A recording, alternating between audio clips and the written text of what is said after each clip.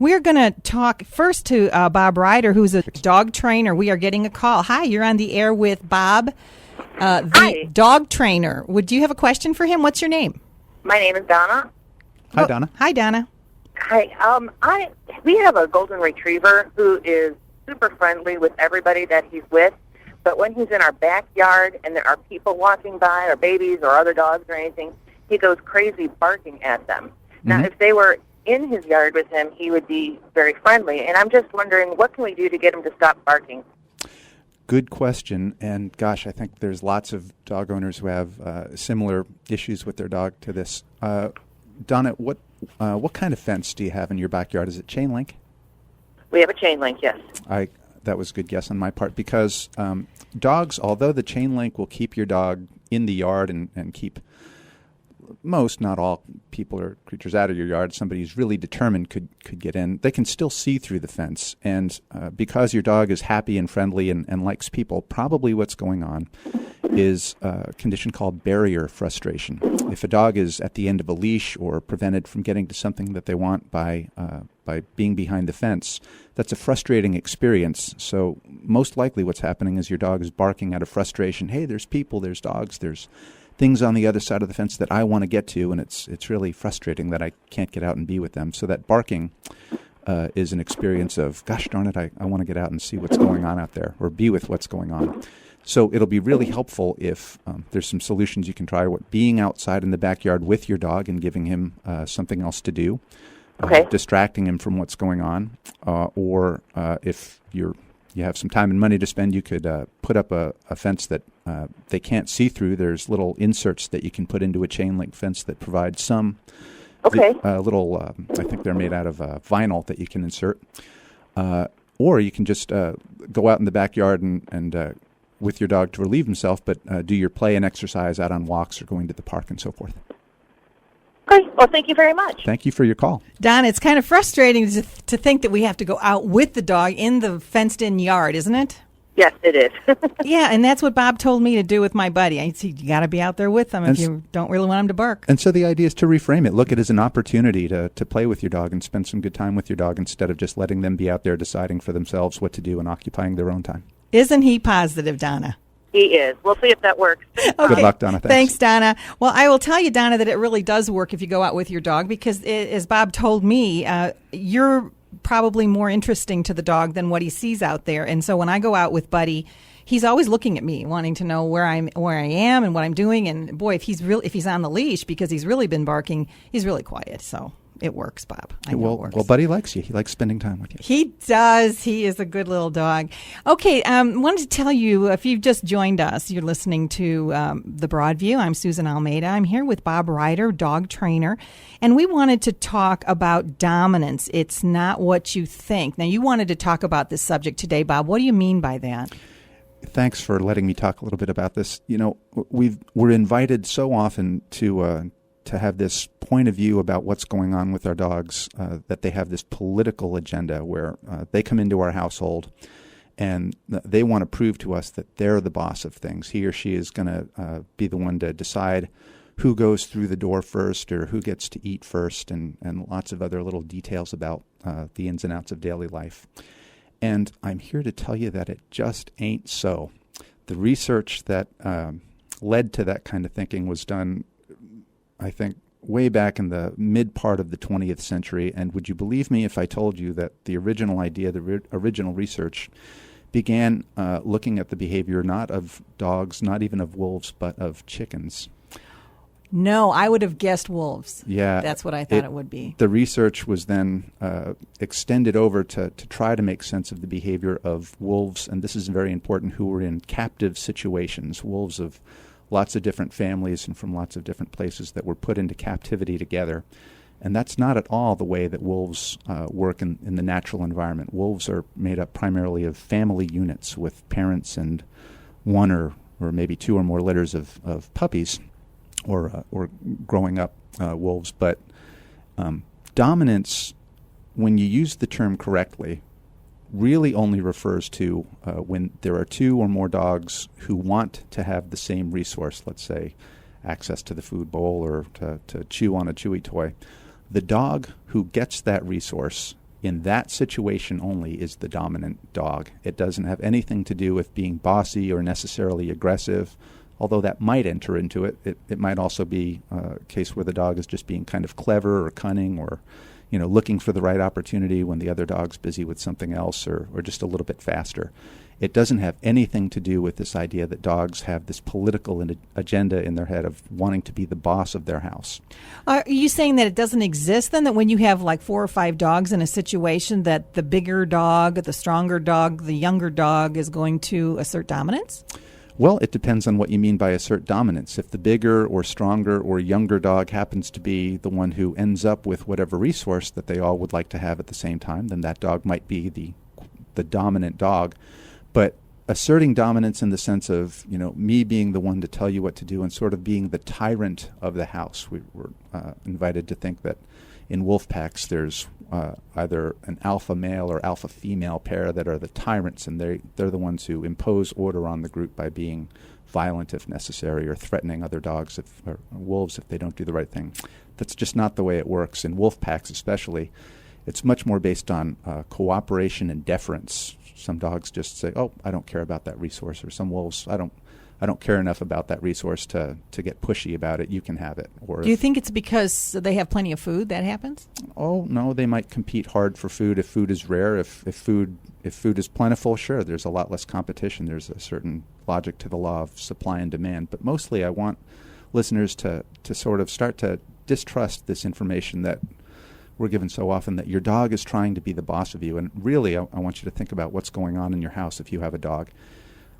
There's a great example of people who are being told you should never let your dog go through the door first because that's how they're trying to assert dominance over you. Sure. I've heard that. Yeah. Isn't it much easier to think that, gosh, what's outside might be really fun and they want to get to it first, so they're in a rush.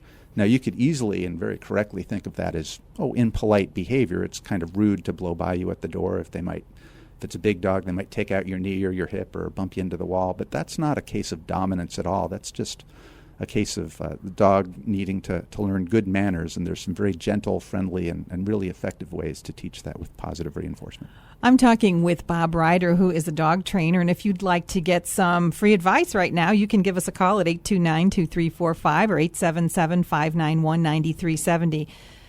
Do we give them too much credit for too much brains?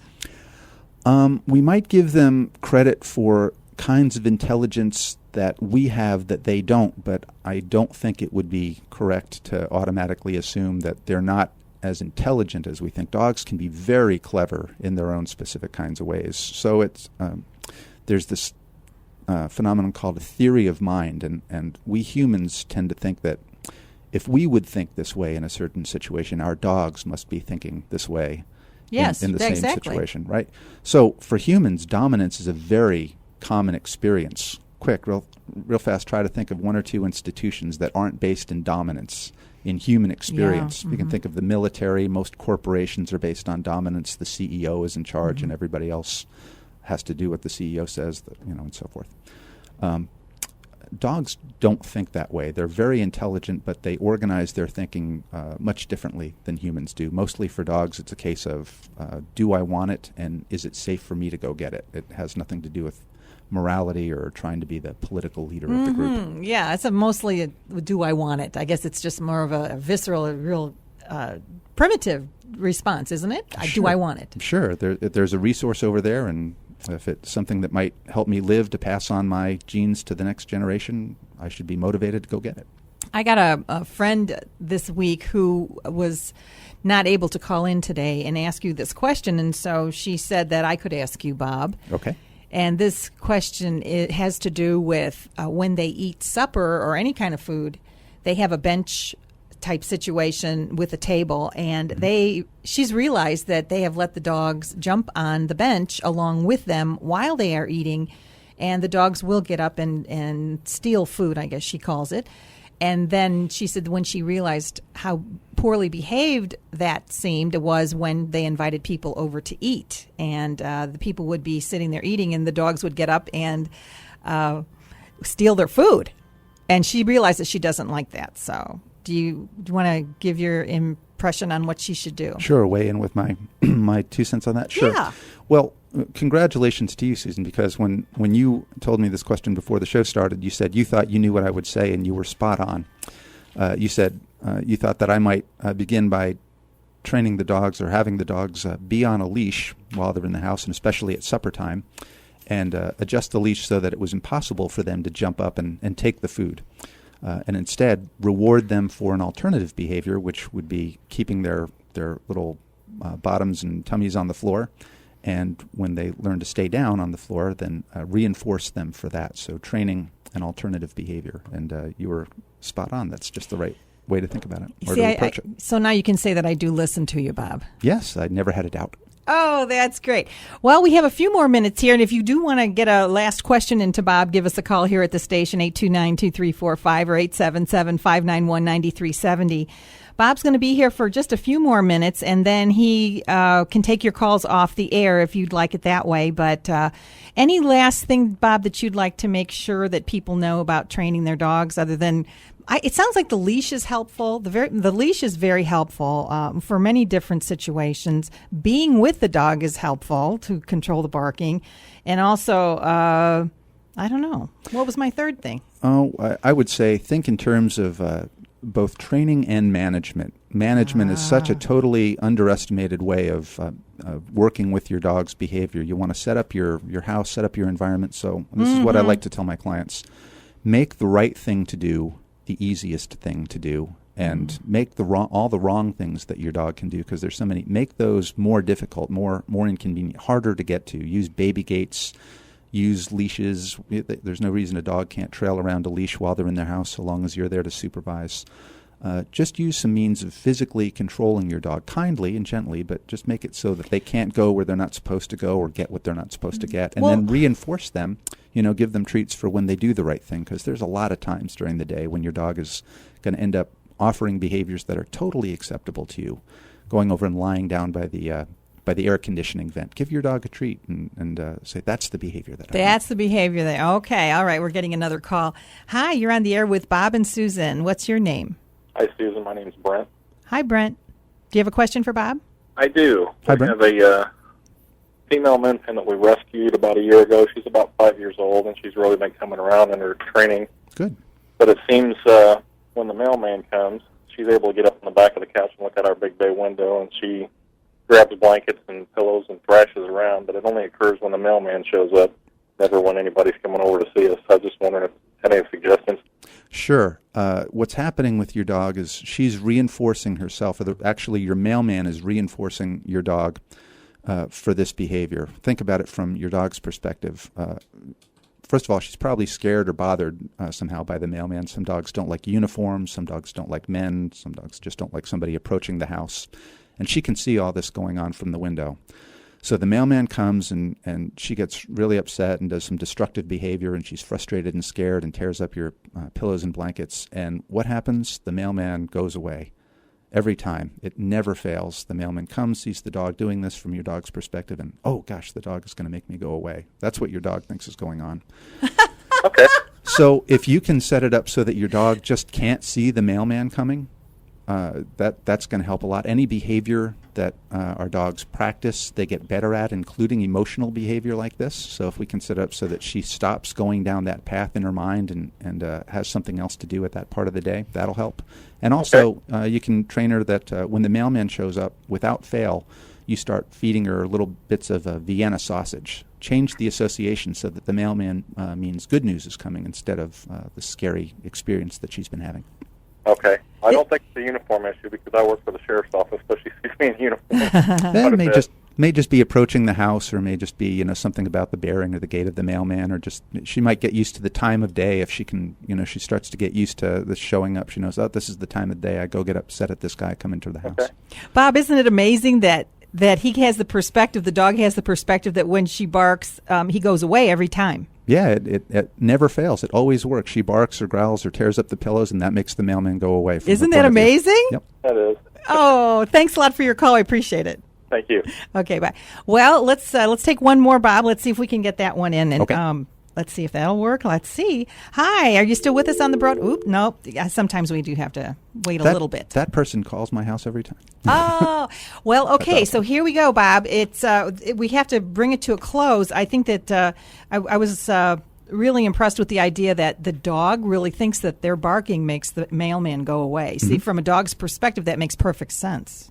Sure, yeah, and they're not wrong about it. I mean, it's not cause and effect, but it's No, the association they're is not wrong. perfect. But you don't know about that. Okay, here we go.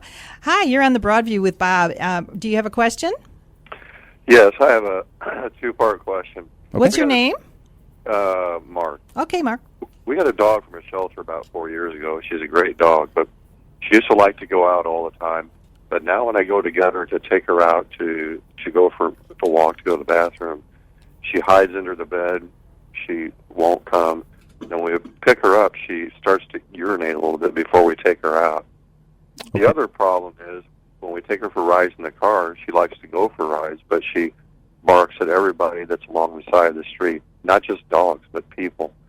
And so we were wondering what to do about those situations. Okay, great questions. For the first part, something about going outside, something about maybe the leash or the collar, something about maybe you're approaching her to go outside has become scary or painful or frightening for your dog. And it might be as simple as change the associations with that experience. If she's used to having the same leash and collar, try a different leash, or try just luring her over to a different door to go outside with a treat. And make sure that going out that different door is always associated with something fun and playful. If she likes squeaky toys, make sure that she gets a squeaky toy sometimes when she goes out. And then if you need to change the route where you walk so she doesn't encounter something that might be scaring her or bothering her along the route, maybe if other dogs bark at her, or who knows, maybe she experienced a car backfiring once on a walk and that set her off. It's really hard to tell what the association is, but something about going out is scaring her, and that's the urination you're talking about is just a response to that fear. Barking in the car while she sees people out and about while you're on the car ride, she's excited, and there may be some barrier frustration going on there. She wants to get to see the people, or else if she's upset or afraid of people whizzing by the window, that could be what's happening. You might try seeing if you can have her ride in the car in a crate, so that she can't quite get so close to the window or block her view from one side or the other. Just try changing the stimulation of being on the car ride a little bit.